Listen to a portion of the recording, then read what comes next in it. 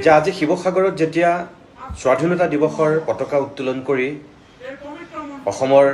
সন্মানীয় মন্ত্ৰী বিমল বৰা ডাঙৰীয়াই যেতিয়া বক্তব্য ৰাখিছিল তাত তেখেতে যিখিনি কথা কৈছে জাতিৰ শত্ৰু 500 টকাত বিক্ৰী নহব এই পবিত্ৰ মঞ্চৰ পৰা কৈছো মুকলিকে ভাগে কৈছো কিন্তু এই দলটো জন্ম কিয় হৈছিল সেই কথাও আমি ক'ব লাগিব এই দল কিয় জন্ম হৈছিল এই স্বাধীনতা দিৱসৰ সময়তে অসমে আলোচনা কৰিব লাগিব যদি মই আলোচনা নকৰোঁ আপুনি আলোচনা নকৰে হয়তো নতুন প্ৰজন্মই পাহৰি যাব আৰু হয়তো বুকুত আঁকোৱালি ল'ব আৰু যিদিনাখন বুকুত আঁকোৱালি ল'ব এই যে শ্বহীদ তৰ্পণ কৰিলো আহি শ্বহীদ প্ৰণাম তোমাক এই শ্বহীদসকলৰ প্ৰতি অপমান হ'ব বদৰুদ্দিন আজমল ডাঙৰীয়াক কেন্দ্ৰ কৰি কোৱা কথাখিনি এজন বিবেকবান ব্যক্তি হিচাপে মই গ্ৰহণ কৰিব পৰা নাই অলপতে আৰু এগৰাকী হিমন্ত বিশ্ব শৰ্মাৰ মন্ত্ৰীসভাৰ মন্ত্ৰীয়ে বদৰুদ্দিন আজমলৰ সন্দৰ্ভত কিছু কথা কৈছিল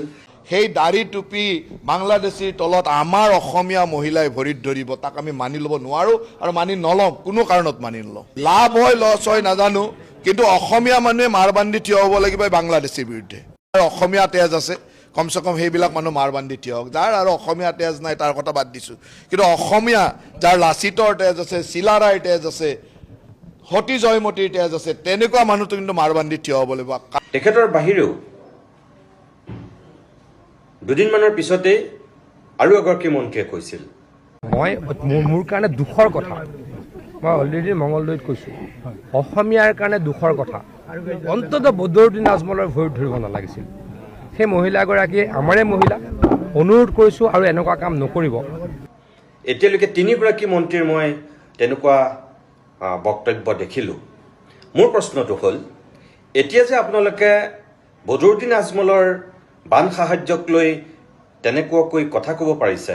বদৰুদ্দিন আজমলৰ 500 টকাৰ ওচৰত জাতি বিক্ৰী নাযায় বুলি কৈছে বদৰুদ্দিন আজমলক সেৱা কৰাক লৈ আপোনালোকে যিখিনি আক্ষেপ প্ৰকাশ কৰিছে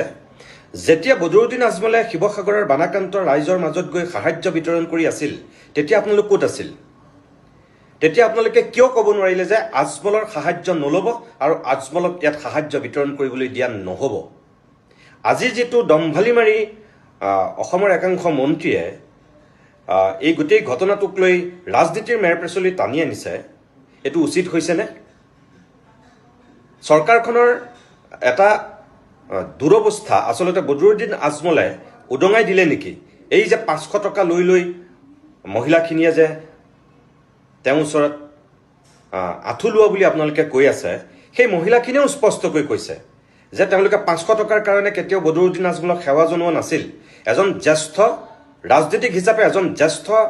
ব্যক্তি হিচাপে তেওঁলোকে সমৰ্থন কৰিছিল আজি যদি সেই মানুহজন দাড়ি টুপি থকা মানুহ কাৰণে বদৰুদ্দিন আজমল হোৱাৰ কাৰণে মুছলমান হোৱাৰ কাৰণেও যদি সেই দৃষ্টিভংগীৰে চাইছে সেই মানুহজন যদি পাঞ্জাবী হ'লহেঁতেন তেতিয়াহ'লেতো আমাৰ আপত্তি নাথাকিলহেঁতেন আৰু বদৰুদ্দিন আজমলক যদি এজন জ্যেষ্ঠ বুলি সেই মহিলাসকলে যদি সেৱা কৰিছিল আৰু তেওঁলোকে ইতিমধ্যেই স্পষ্ট কৰিছে এজন জ্যেষ্ঠ ব্যক্তি হিচাপে সেই সময়ত তেওঁলোকে তেখেতক সেৱা কৰিছিল আমিতো সৰুতেই শিকিছোঁ যে জ্যেষ্ঠজনক সেৱা কৰাটো আমাৰ সংস্কৃতি আমিতো কেতিয়াও সৰুতে শিকা নাছিলোঁ আমিতো কেতিয়াও সৰুতে পঢ়া নাছিলোঁ যে জ্যেষ্ঠজন হ'লেও মুছলমানক সেৱা কৰিব নালাগে অকল হিন্দুকহে সেৱা কৰিব লাগিব বুলি খ্ৰীষ্টানক সেৱা কৰিব নালাগিব তেনেকেতো আমি কেতিয়াও পঢ়া নাছিলোঁ শিকা নাছিলোঁ এতিয়া এইবিলাক কি কথা যিজন ব্যক্তিয়ে প্ৰথম ৰাজনীতিক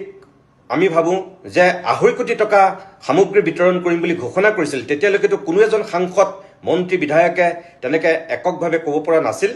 তেতিয়া আপোনালোক ক'ত আছিল সেই মানুহখিনিৰ ওচৰত সাহায্য বিতৰণ কৰাৰ পিছত চিকিৎসা সামগ্ৰী তেওঁ লৈ বানাক্ৰান্ত ৰাইজৰ মাজত চিকিৎসা সাহায্য দিয়াৰ পিছত সকলোখিনি হৈ যোৱাৰ পিছত এতিয়া আপোনালোকে সাৰ পাইছে বদৰুদ্দিন আজমলৰ বিৰুদ্ধে তেনেকৈ কথা ক'বলৈ মানুহৰ মিনিমাম এটা লজ্জা থকা উচিত আচলতে মিনিমাম এটা মানুহক আক্ৰমণ কৰাৰো এটা সীমা থকা উচিত বুলি আমি ভাবোঁ